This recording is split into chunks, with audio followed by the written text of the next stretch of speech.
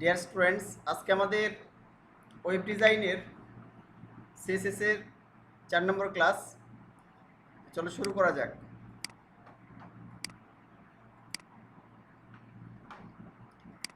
আমরা আমাদের প্রজেক্ট ফোল্ডারে চলে যাই।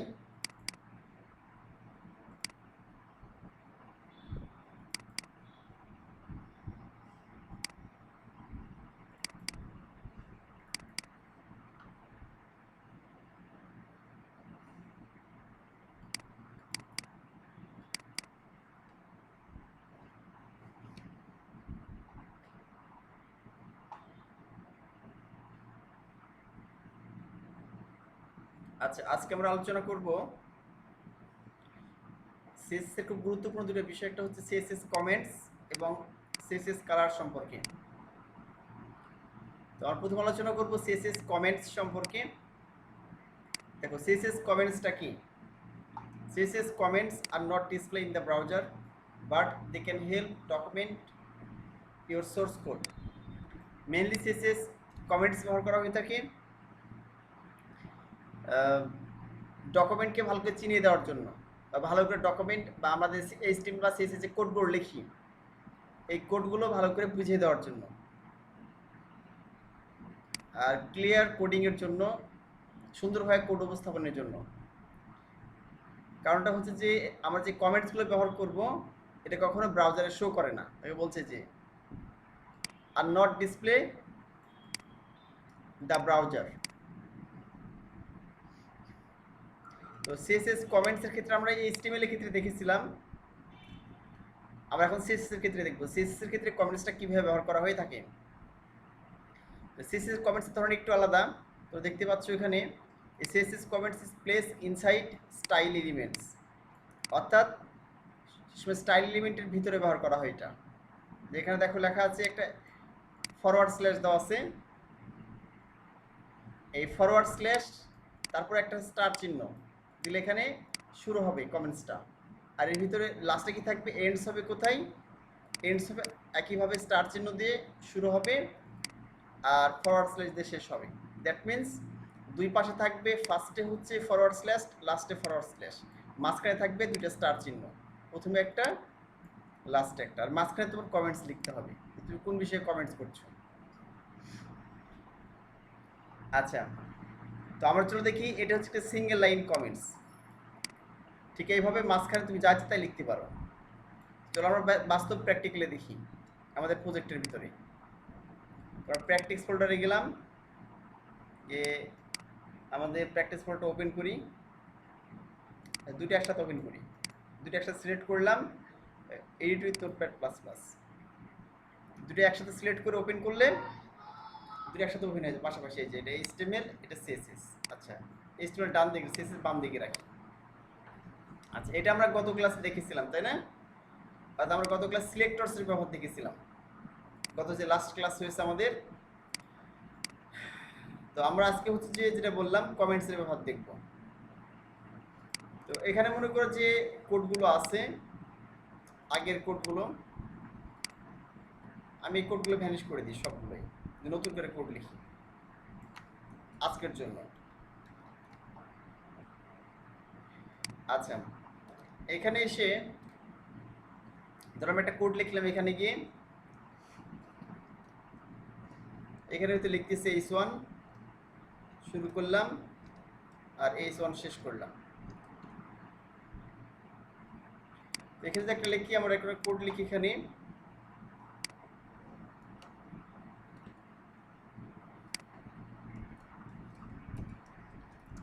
we love to learn coding লিখলাম, আমরা কোডিং শিখতে ভালোবাসি। আচ্ছা, এখন দেখো আমি যদি এখানে কমেন্টস করতে চাই, তাহলে তোমাদের শিখিয়েছিলাম যে HTML এর কমেন্টসটা কীভাবে করবো, অর্থাৎ এইভাবে আমরা কমেন্টস শিখিয়েছিলাম তোমাদের। HTML এর কমেন্টসের জন্য কি করতে হয়? প্রথমে একটা অ্যাঙ্গেল ব্র্যাকেট দিতে হয়, তারপরে এক্সক্লেমেটরি সাইন, তারপরে এখানে কি করতে হয়, মানে হাইফেন চিহ্ন দিতে হয়, তারপর লিখতে হয় এখানে। এই লিখলাম ইউজেস অফ হেডিং ট্যাগ লিখলাম, আমরা এখানে গিয়ে শেষ করে দিলাম। এখন দেখি যে লিখলাম uses of heading tags tag, হ্যাঁ, এটা কিন্তু ব্রাউজারে শো করবে না। আমরা যদি ব্রাউজার রান করি এখানে গিয়ে শুধুমাত্র এই লেখাটা শো করবে। তোমরা জানো কমেন্টস কখনো শো করে না, তো সেটা বোঝার জন্য তো আমি এখানে এটা দিয়ে মানুষ কি বুঝবে, খুব সহজে বুঝবে যে H1 একটা হেডিং ট্যাগ, তার ব্যবহার দেখানো হয়েছে, এটা বুঝবে। এটা দেখি সহজভাবে বোঝার জন্য এটা ব্যবহার করা হয়ে থাকে। তাহলে আগে সেভ করলাম, আমি যদি রান করি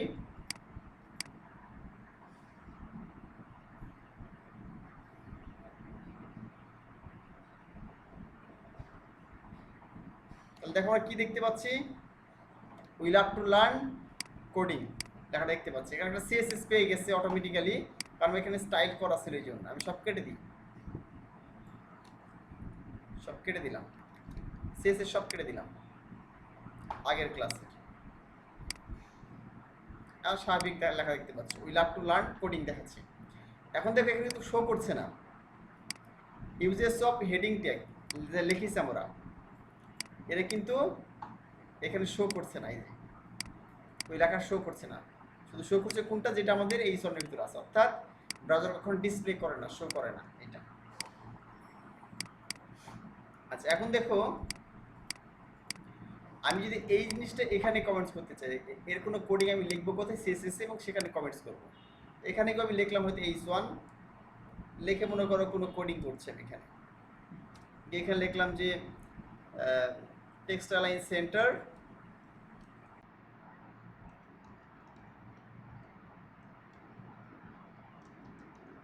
সেন্টার সেমিকোলন দিয়ে নিচে আসলাম, লিখলাম যে কালার রেড, এটা লিখলাম। এরপর দেখো আমি যদি রিলোড করি তাহলে এটা মাঝখানে চলে গেছে এবং কালার রেড হয়ে গেছে। আমি এখন যদি এখানে গিয়ে একটা কমেন্টস লিখি, হ্যাঁ, এখানে সিএসএস কমেন্টস লেখার নিয়ম কি তোমাদের বললাম, প্রথমে একটা স্ল্যাশ হবে, কি স্ল্যাশ, ফরওয়ার্ড স্ল্যাশ হবে, হওয়ার পরে এখানে গিয়ে একটা স্টার চিহ্ন দেওয়া হবে, শিফট চেপে চাপলে যে স্টার চিহ্ন আসবে, দেখবা কিবোর্ডে স্টার চিহ্ন দেওয়া আছে। এইভাবে তোমার কি কমেন্টস লিখতে হবে এবং তারপর কি করতে হবে, আটটা স্টার চিহ্ন দিলাম, দিয়ে আটটা ফরওয়ার্ড স্ল্যাশ শেষ করে দিলাম। আর মাঝখানে তোমার কি করতে হবে, এখানে গিয়ে মাঝখানে গিয়ে তোমার ইয়ে করতে হবে, অর্থাৎ মাঝখানে গিয়ে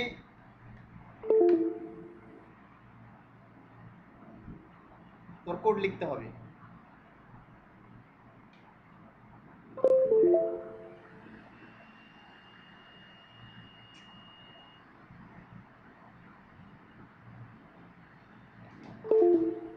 আচ্ছা মাঝখানে কি করতে হবে, এখানে গিয়ে কোড লিখতে হবে, ঠিক আছে।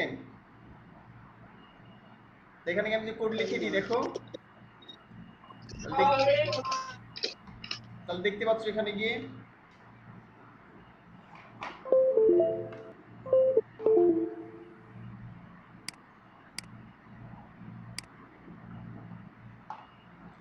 এখানে আমি লিখতেছি যে হেডিং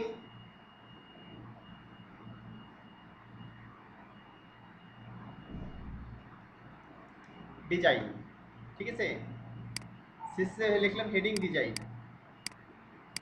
দেখতে পাচ্ছ এখানে গিয়ে হেডিং ডিজাইন লেখা আছে, মানে এই কমেন্টস করলাম এটা। তাহলে আমরা দেখলাম যে এইচটিএমএল এ কিভাবে কমেন্টস করতে হয়, আমরা এইভাবে কমেন্টস করতে পারি এইচটিএমএল এর ক্ষেত্রে।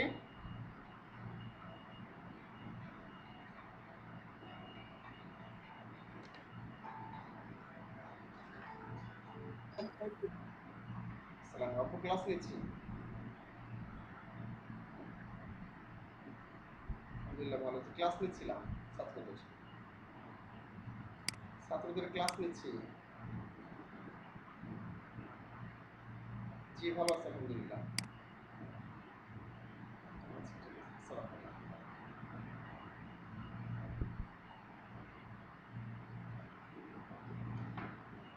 আচ্ছা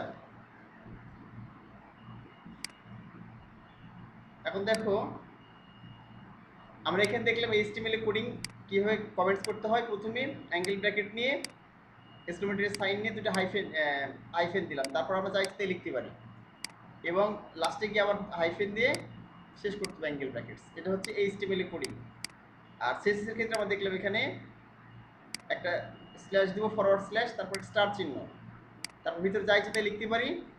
আর এখানে আবার স্টার চিহ্ন দিয়ে ফরওয়ার্ড স্ল্যাশ দিয়ে শেষ করতে হবে।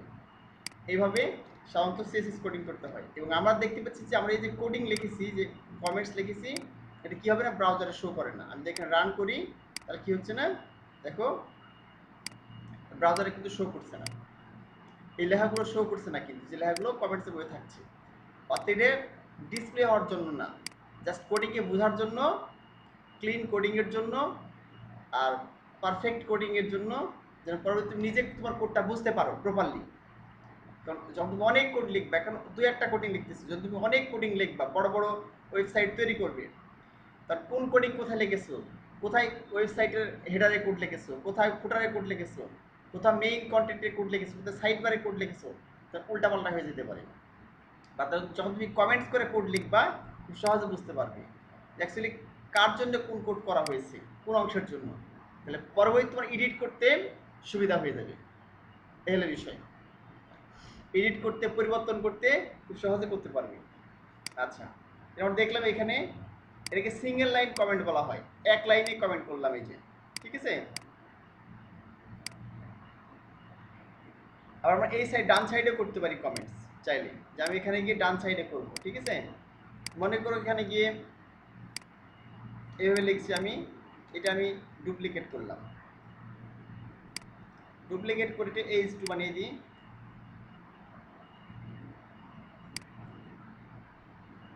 H2 দিলাম।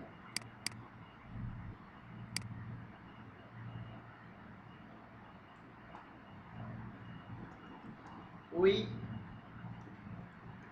want to design the best website, এটা লিখলাম। আচ্ছা, রান করা আছে, রিলোড করলাম জাস্ট, এই সেন্টেন্সে চলে আসছে এখানে। এখন দেখো ডান দিকে চাইলে এখানে কি করতে পারি, কমেন্টস করতে পারি, ঠিক এইভাবে এখানে গিয়ে তাহলে কি হবে, ডান দিকে গিয়ে লিখে দিব,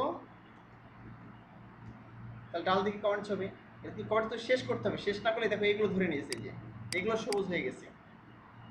তাহলে তোমার কি করতে হবে, এখানে ডান দিকে গিয়ে যে দেখলাম this is H2 heading, H2 heading comments, এখানে শেষ করে দিলাম, ঠিক আছে। তুমি এখানেও কমেন্টস করতে পারো পাশ দিকে গিয়ে। এটা যদি আমি H2 CSS করে লিখি, ধরো এখানে গিয়ে H2 CSS লিখতেছি, একইভাবে এখানে গিয়ে লিখলাম, মনে করো যে H1, এটা H2 হবে, অর্থাৎ এটার CSS লিখতেছি, এইটার H2।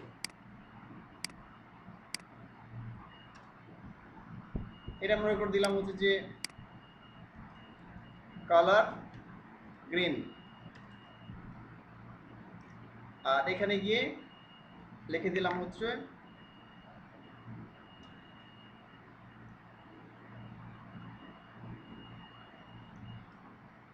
ফন্ট ওয়েট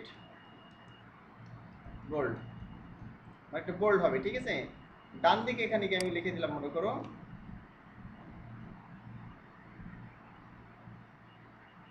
এখানে গিয়ে আমি একটা ফরওয়ার্ড স্ল্যাশ দিলাম, তারপরে এই যে এখানে শিফট চেপে স্টার চিহ্ন দিলাম, লিখে দিলাম হচ্ছে যে, এবং এখানে আবার কি স্টার চিহ্ন দিতে হবে, দিয়ে এখানে ফরওয়ার্ড স্ল্যাশ শেষ করতে হবে, আর মাঝখানে গিয়ে তোমার লিখে দিতে হবে কোডটা। আমি লিখলাম H2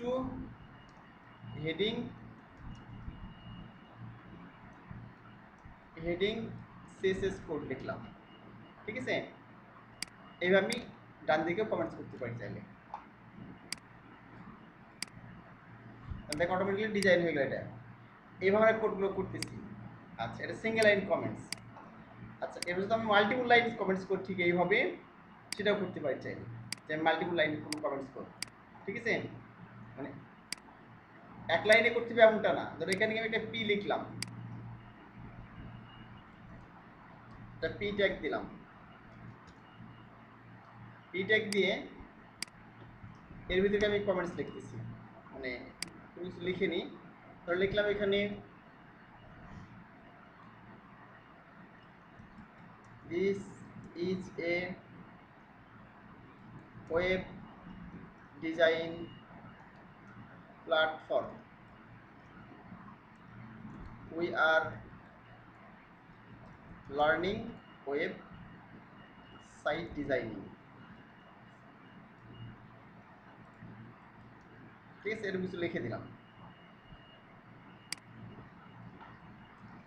এটা বড় হাতের দিলাম, এটা কপি করে একটু আর ডাবল করে দিই।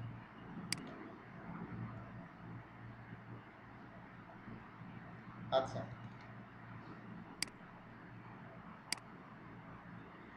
এটা যে লেখা আছে, এখন দেখো এই মাল্টিপল লাইন কমেন্টস আমরা করতে চাই, এই পি এর কি কোনো কমেন্টস করবো মনে করো, এই পি যেটা আছে এখানে আমি ধরো কমেন্টস করে দিলাম, নিচে এসে এইচটিএমএল এ কমেন্টস করলাম কি এখানে গিয়ে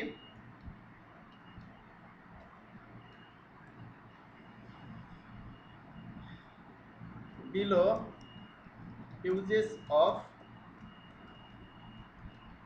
প্যারাগ্রাফ ট্যাগ লিখলাম।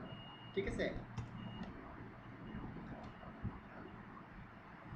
এল বিষয় এখানে এইভাবে লিখতে পারো যে এখানে লিখলাম মনে করো যে এটা না লিখি প্যারাগ্রাফ ট্যাগ স্টার্ট স্টার্ট, আর এই জিনিসটা কি করলাম লাস্টে গিয়ে আর ভালো করে বোঝানোর জন্য এইভাবে লিখতে পারি paragraph tag end end, paragraph tag end লিখতে হবে, ভুলে গেছি, ট্যাগ এন্ড, তাহলে অটোমেটিক বোঝা যাবে যে এখানে শুরু হয়েছে প্যারাগ্রাফ ট্যাগ, এখানে শেষ হয়ে গেছে এলিভেশন। আচ্ছা, এখানে আমি প্যারাগ্রাফ ট্যাগ নিলাম, ধরো প্যারাগ্রাফ ট্যাগ নিয়ে কোডিং শুরু করলাম এখানে। ঠিক আছে, আমি লিখলাম হচ্ছে যে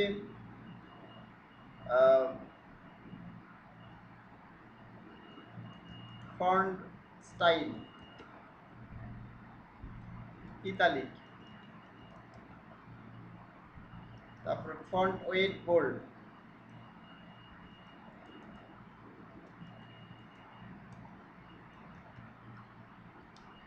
ঠিক আছে, font wait font style italic দিলে ডান দিকে ফাঁকা হবে, বোল্ড দিলে একটু মোটা হবে। ঠিক আছে, ফন্ট ফ্যামিলি এখানে দিলাম হচ্ছে যে মনে করো আলজেরিয়ান, একটা ফন্টের নাম। ঠিক আছে, এরকম অনেক ফন্ট আছে, তো যে কোনো ফন্ট ব্যবহার করতে পারো। আমি রিলোড করে এখানে গিয়ে তাহলে দেখো ফন্টের ডান দিকে বাঁকা হয়ে গেছে, ফন্ট ফ্যামিলিটা পাই নাই, আলজেরিয়ান বানানটা ভুলে গেছি, আমরা এখানে দেখে আসি। এনার একটা ফন্ট এখানে আছে, এল জি আর আই এন, জি হবে জে না, আলজেরিয়ান। ঠিক আছে, তাহলে ফন্টের চেয়ার কেমন হবে, এরকম হবে, এই যে এরকম ফন্ট হয়ে যাচ্ছে, এরা আলজেরিয়ান দেখো লেখা আছে, কিন্তু অনেক ফন্টের নাম আছে, তুমি যে ফন্টের নামটা দিবা সেই ফন্টটা পেয়ে যাবে, তার পিছনে যে ফন্টটা আছে আমরা অনলাইন থেকে ফন্ট দিতে পারি, পরে দেখবো আমরা রিলোড করলে এই দেখো ফন্টের চেহারাটা এরকম হয়ে গেছে। ঠিক আছে, অর্থাৎ আমরা এখানে যে ফন্টটা দেখলাম,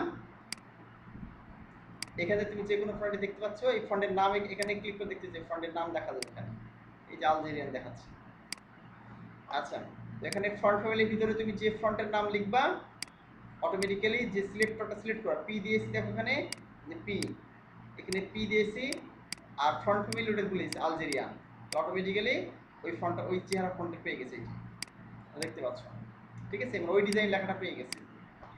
এখন দেখো আমি এখানে গিয়ে মাল্টিপল লেভেল কমেন্টস করবো, ঠিক এইভাবে আমি এখানে গিয়ে লিখলাম, এবার দিলাম এখানে স্টার চিহ্ন দিলাম, দিয়ে আবার এখানে স্টার চিহ্ন দিলাম, এখানে শেষ করে দিলাম। এখন যদি আমি এখানে এইভাবে গিয়ে লিখি যে paragraph tag PRAGRAPH paragraph tag, হ্যাঁ, কমেন্টস ট্যাগ, নিচে এসে লিখলাম মনে করো ট্যাগ কমেন্ট STRT স্টার্ট, নিচে এসে লিখলাম হিয়ার, ঠিক আছে। এটা হচ্ছে মাল্টিপল লাইন কমেন্টস করতে পারি আমরা, মানে উপরে শুরু হবে নিচে এখানে শেষ হবে, এটাকে বলা হচ্ছে মাল্টি লাইন কমেন্টস। আচ্ছা, HTML এ শেষ করতে দেখিয়েছি এটা যে এইভাবে HTML এ কমেন্টস করতে হয়, এই যে এইভাবে দেখিয়ে দিলাম তোমাদের। আর CSS এর ক্ষেত্রে এইভাবে CSS মানে HTML এর ক্ষেত্রে এইভাবে, আর CSS এর ক্ষেত্রে এইভাবে কমেন্টস দেখতে পেলাম। এই হলো বিষয়। তুমি যেখানে CSS লিখো সেখানে এইভাবে কমেন্টস করতে পারবে। আচ্ছা, এখানে কমেন্টস আরেকটা ব্যবহার দেখায়, তারপর আমরা CSS কালার শুরু করে দেব, ঠিক আছে। কালারের ব্যবহার সেটি হচ্ছে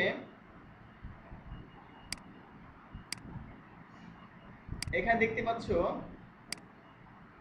যে এই যে কমেন্টস গুলো করেছি আমরা এখানে, কখনো কখনো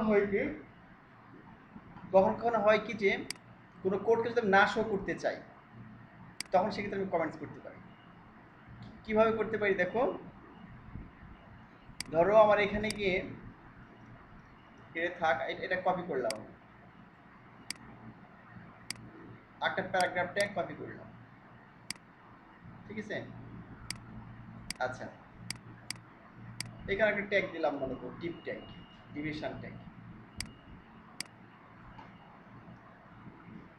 আচ্ছা, এখন দেখো আমি রিলোড করলাম এখানে গিয়ে, তো দেখতে পাচ্ছি লেখা চলে আসছে, নিচে আরেকটা লেখা চলে আসছে, ঠিক আছে।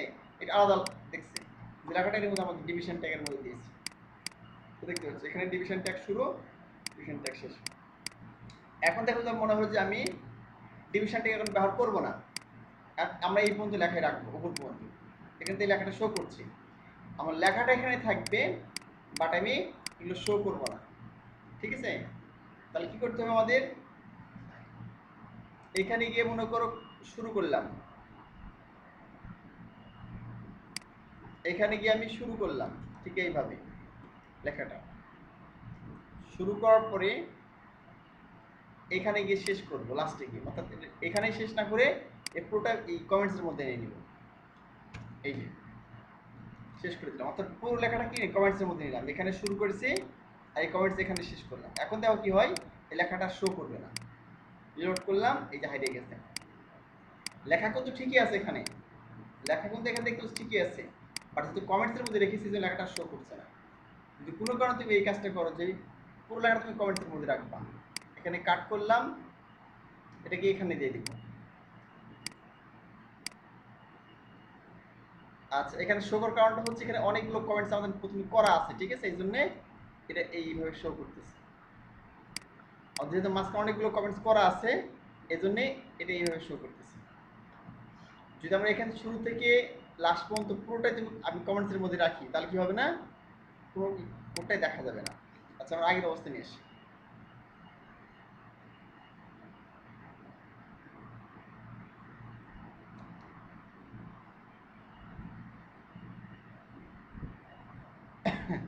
এখানে গিয়ে এখানে রাখলাম, ভিতরে রাখলাম, সেভ করলাম, এখানে গিয়ে রিলোড করলাম, অর্থাৎ এখানে দেখা যাবে না, পুরো লেখাটা কমেন্টসের মধ্যে রাখলাম। আচ্ছা, এরপর তাহলে আমাদের এখানে শেষ। আমরা কি CSS এর ক্ষেত্রে এক কাজ করতে পারি কিন্তু, ঠিক আছে। মনে করি CSS এর ক্ষেত্রে এক কাজ করতে পারি, এই যে পি ফন্ট ইতালিক দিয়েছি, ফন্ট ওয়েট বোল্ড দিয়েছি, যদি কোনো কারণে মনে করি এখানে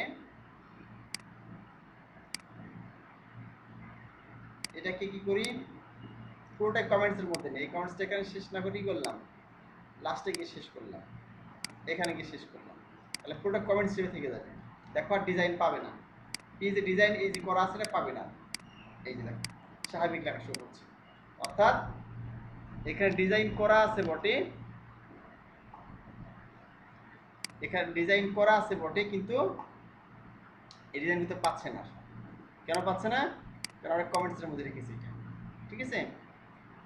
এই হলো বিষয়। তো আমরা এটাকে উপরে ওখানে দিয়ে দিই,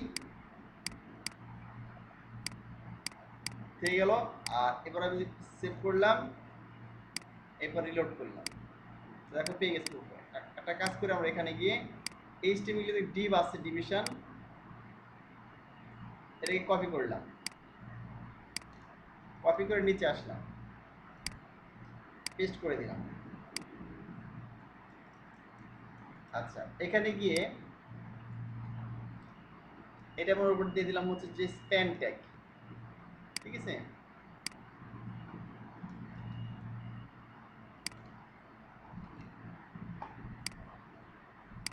কিন্তু লেখাগুলো দেখতে পাচ্ছ, ঠিক আছে। এখন মনে করো যে এই যে স্প্যান ট্যাগ আছে, এর একটা ডিজাইন দেবো আমি। স্প্যান ট্যাগ কি একই ডিজাইন, এই ডিজাইনটা দিয়ে দিব, এই স্প্যান দিলাম, এই ডিজাইনটা দিয়ে দিব আমি। কপি করলাম,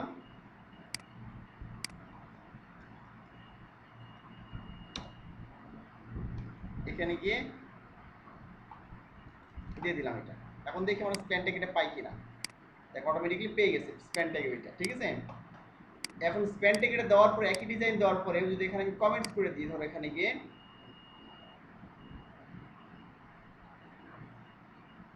আমি এটা দিলাম, রেখে দিলাম স্প্যান ট্যাগ কমেন্ট স্টার্ট লিখলাম, ঠিক আছে। আর এখানে গিয়ে এখানে গিয়ে শেষ করে দিলাম, এখানে লিখলাম স্প্যান ট্যাগ কমেন্ট এন্ড, ঠিক আছে।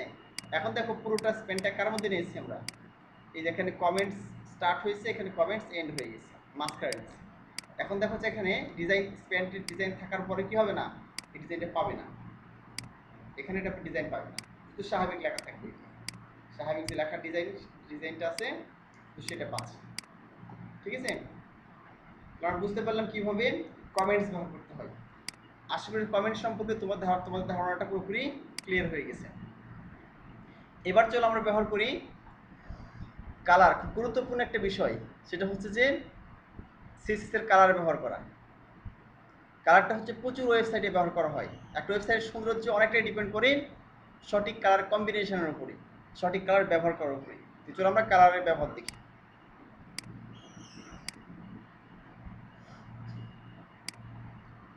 CSS colours.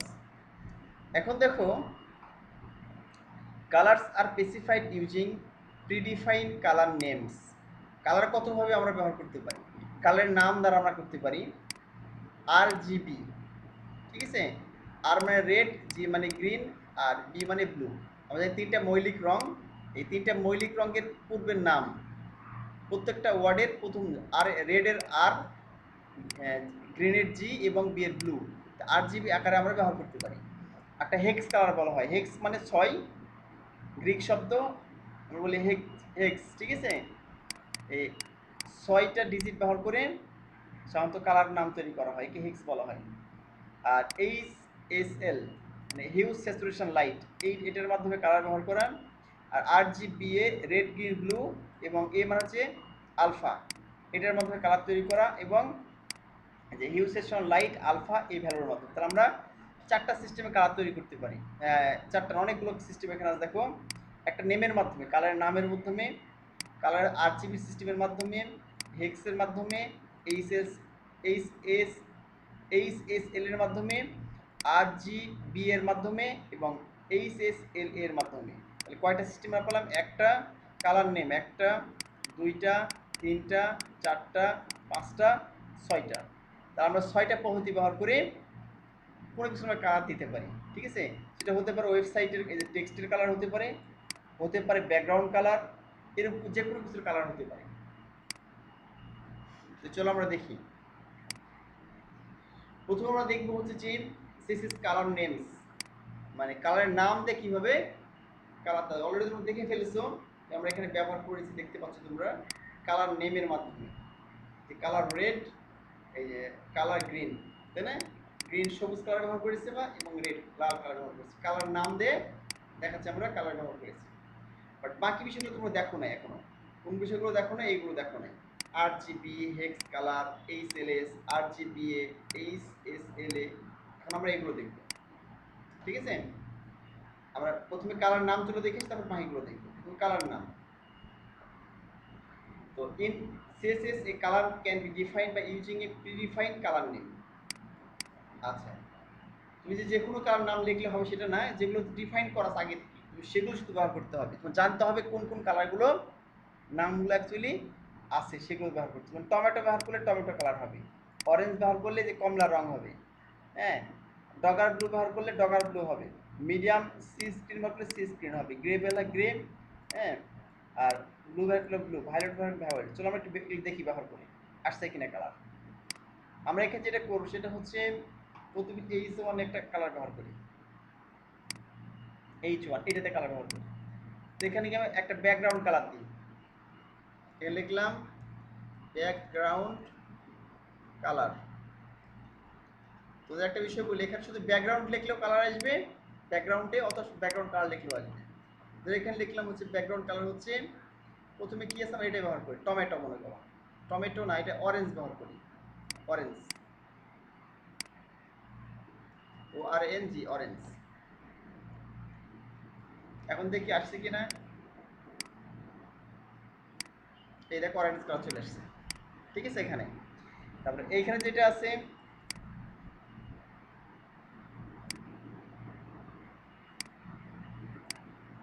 টমেটো কালার ব্যবহার করি, টমেটো। কোনটাতে আমি এখানে ব্যবহার করলাম না, কারণটা হচ্ছে রেড কালার আর টমেটো একটা একই রকম কালার, এই দুইটা কালার। ঠিক আছে? লেখা দেখা যাবে না, এই যে লেখা দেখতে হচ্ছে লাল লেখা, এটা ভালো দেখা যাবে না, অস্পষ্ট হয়ে যাবে। এই জন্য আমরা এখানে কি ব্যবহার করলাম, অরেঞ্জ কালার ব্যবহার করলাম। আচ্ছা, H2 থেকে আমরা কি ব্যবহার করব, এখানে মনে করছি ব্যবহার করলাম আমরা হচ্ছে যে টমেটো, দেখলাম ব্যাকগ্রাউন্ড কালার। দেখো ব্যাকগ্রাউন্ড এবং ব্যাকগ্রাউন্ড কালার একই বিষয়, আমি এখানে ব্যাকগ্রাউন্ড কালারও লিখতে পারি আর শুধু ব্যাকগ্রাউন্ড লিখলেও হবে। ঠিক আছে? দুইটা একই কাজ করে, ব্যাকগ্রাউন্ড কালার যে কাজ করে প্রপার্টি, আর শুধু ব্যাকগ্রাউন্ডে এই কাজ করে। এখানকার ব্যাকগ্রাউন্ড লিখে দিলাম, এখানে লিখে দিলাম হচ্ছে যে টমেটো, টমাটো। ঠিক আছে? কালারটা কেমন, টমেটো কালার। আচ্ছা, এই দেখো টমেটো কালার চলে এসেছে। ঠিক আছে? পাকা টমেটো যেমন দেখো মনে করো কালার, সে কালারটা হয়ে গেছে। আচ্ছা, এটাকে আমরা একটা কালার দিয়ে দিই। আচ্ছা, ডগার ব্লু দিতে পারি। আচ্ছা, এটা দিয়ে আমরা গ্রে কালার দিই। ঠিক আছে?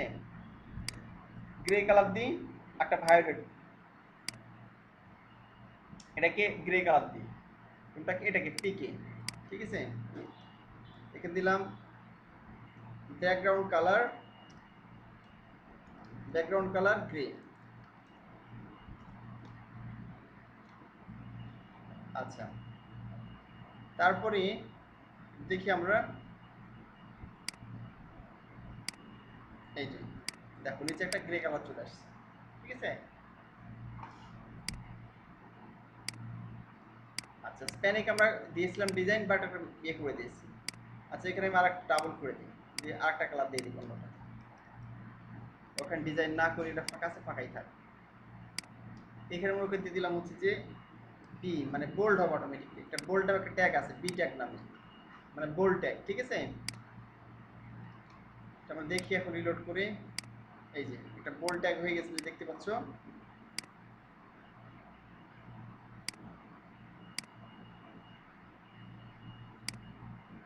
তো আমরা দেখছিলাম ডিয়ার স্টুডেন্টস, আমরা এখানে দেখছিলাম এটা, রিলোড করি। আচ্ছা, এখানে একটা ব্রেক ট্যাগ ব্যবহার করি, তাহলে একটু নিচ দিকে আসবে। হ্যাঁ, একটা ব্রেক ট্যাগ দিয়ে দিলাম, তাহলে একটু নিচ দিকে এসে শো করবে। এই যে নিচে চলে আসছে। হ্যাঁ, আমরা 8টা ব্রেক ট্যাগ ব্যবহার করি, সাথে সাথে তাহলে 8 নিচে আসবে। এখানে 2টা ব্রেক ট্যাগ ব্যবহার করলাম, 8 নিচে শো করবে। এই দেখো একটা ফাঁকা হয়ে গেছে। এখন দেখো আমি এটাকে যদি কি করি, অন্য একটা ডিজাইন দিয়ে দিই, কালার বা ডিজাইন দিই, তাহলে কি হয়, এখানে টি ট্যাগ নিলাম, নিচে এসে নিই আমরা, এখানে বি ট্যাগ নিলাম। স্যার ঢুকতে নেটের সমস্যা হচ্ছিল। ও আচ্ছা, ঠিক আছে, বুঝতে পেরেছি। আচ্ছা, এখানে গিয়ে লিখলাম ব্যাকগ্রাউন্ড কালার, এখানে ভায়োলেট দিলাম, মনে করো এই কালারটা দিলাম ভায়োলেট।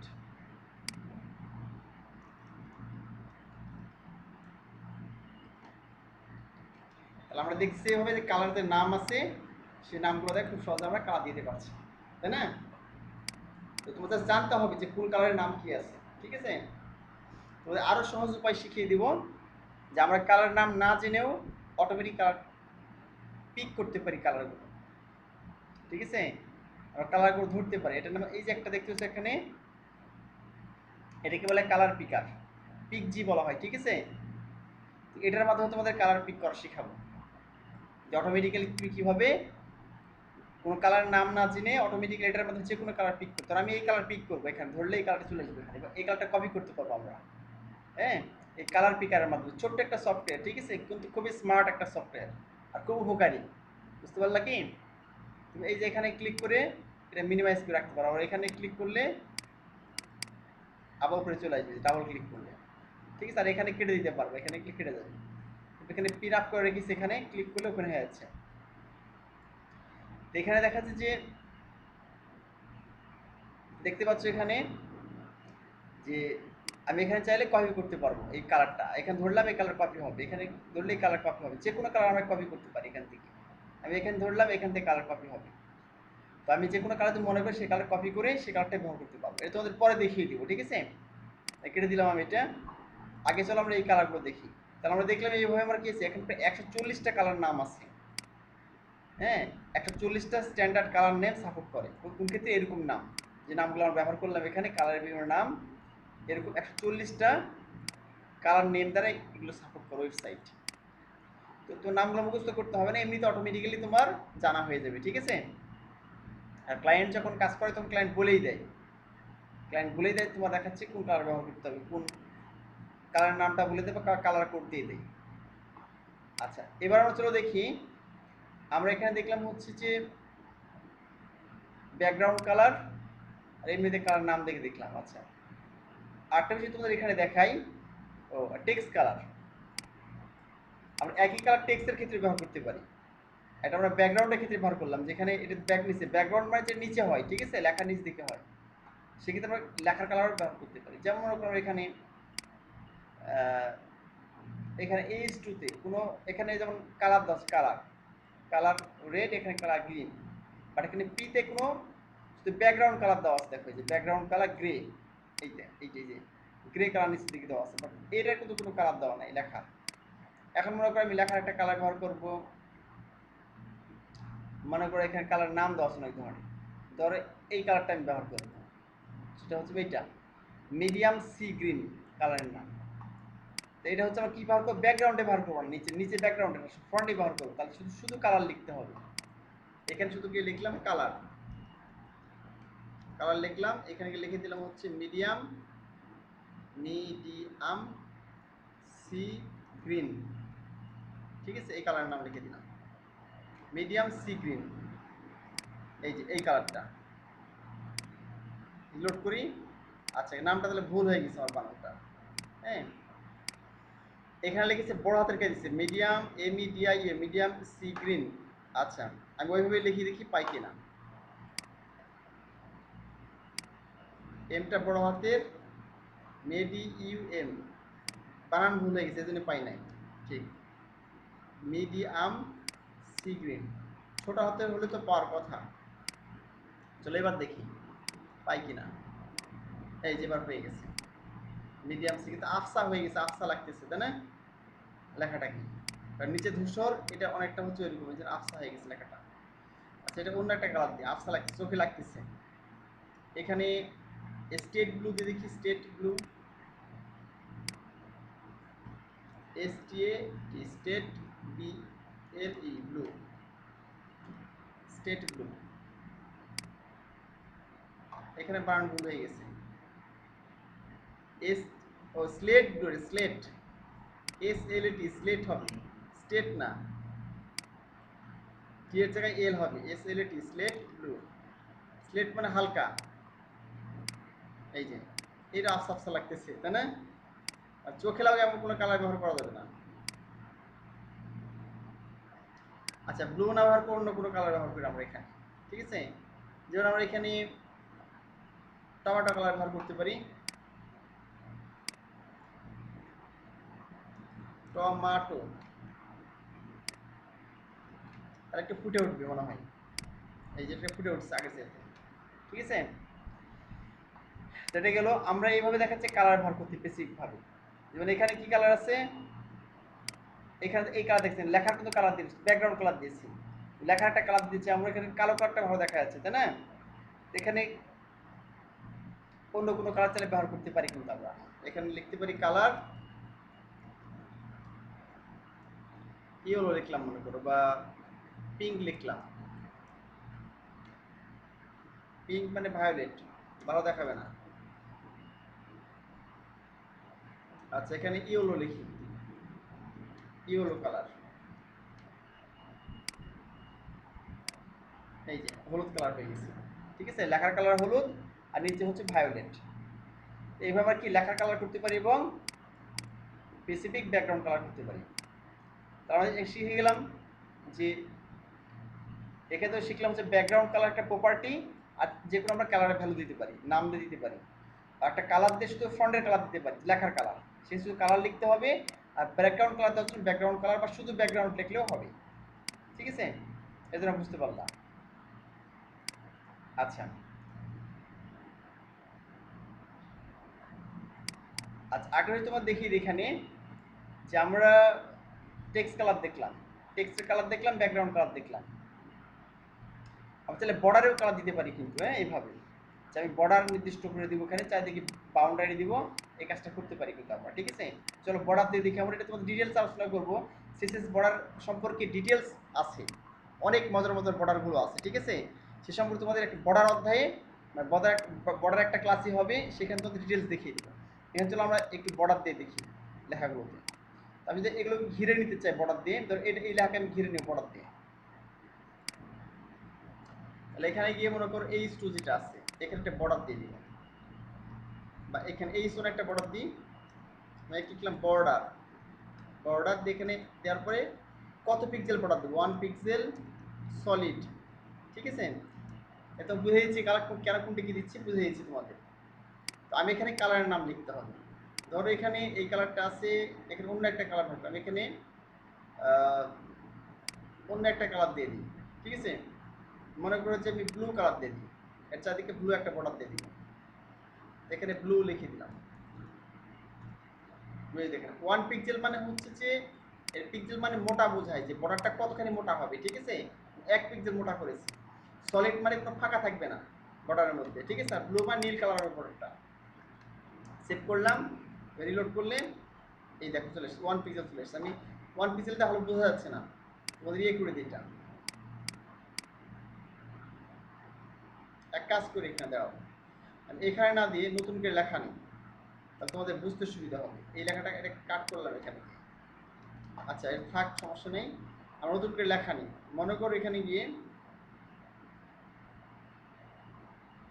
এই লেখাটা আমরা কপি করি,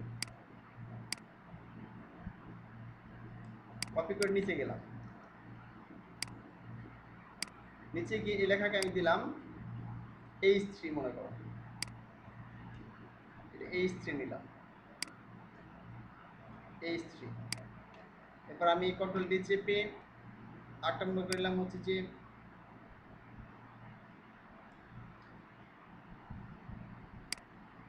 আই নামের একটা ট্যাগ আছে, আই ট্যাগ নিলাম।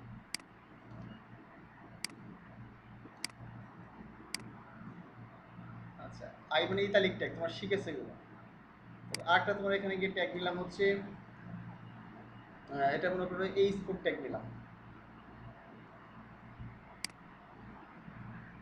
এই স্কোপ ট্যাগ।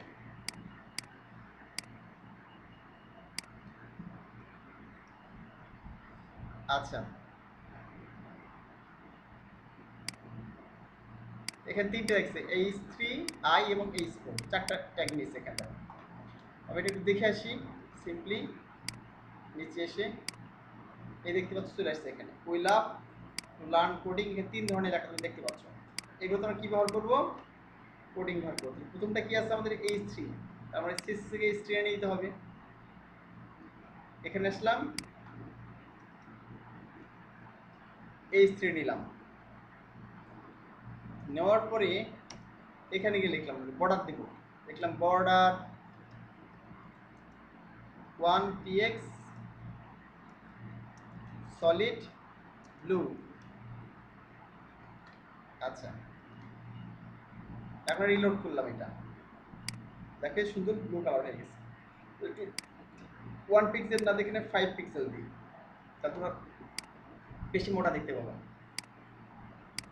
এই দেখো অনেক মোটা হয়ে গেছে, তাই না? 5 পিক্সেল দিয়ে দিচ্ছি এটা। আচ্ছা, এটা মনে করো নিচেরটা আরেকটা দিয়ে বর্ডার দিয়ে এরকম ভাবে। আচ্ছা, এখানে আই লিখলাম, আই লিখে এটা থেকে বর্ডার দিব, বর্ডার এখানে দিলাম মনে করো 3 পিক্সেল, 3 পিক্সেল সলিড। এখানে দিলাম হচ্ছে মনে করো রেড। সেভ করলাম, এখন দেখো যে রেড কালার দেখাচ্ছে, ঠিক আছে?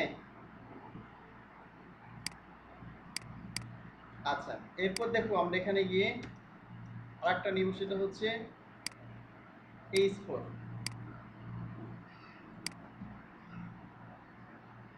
H4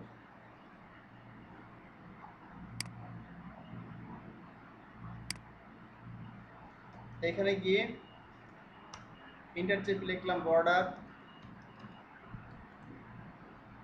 এখানে লিখলাম মনে করো 4 পিক্সেল, 4px সলিড গ্রিন, এটা দিয়ে দিলাম মনে করো। দেখো অটোমেটিক তাহলে হয়ে গেছে এটা। অর্থাৎ এখানে যে বর্ডারটা আমরা ব্যবহার করছি অটোমেটিক সে বর্ডারটাই সেভাবে পেয়ে যাচ্ছি মনে করো। তো আমরা এখানে দেখলাম যে প্রথমটা হচ্ছে পিক্সেলটা পরিমাণটা, ঠিক আছে? দেখো প্রথমটা কি হয়েছে অনেক মোটা, এই দেখো তার চেয়ে কি অনেক চিকন, দেখো এই লেখাটা চিকন দেখতে পাচ্ছ না? যেখানে 2 পিক্সেল দিয়ে দিতে আরো চিকন হয়ে যাবে, 2 পিক্সেল দিলাম,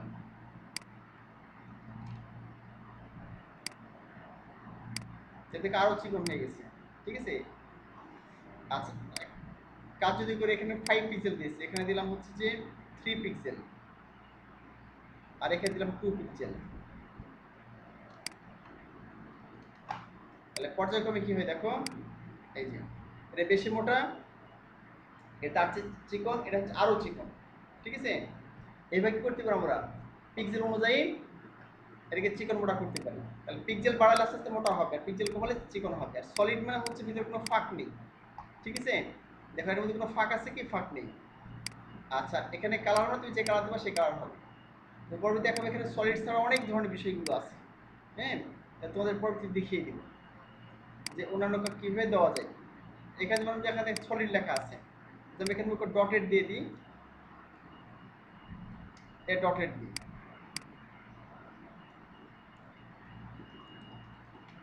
ডটেড, তাহলে কি হবে দেখো ডট ডট হয়ে যাবে, এই যে ডট ডট হয়ে গেছে ব্যাকগ্রাউন্ডটা। যদি এখানে গিয়ে আমি সলিডের জায়গায় এখানে মনে করো ড্যাশ দিলাম,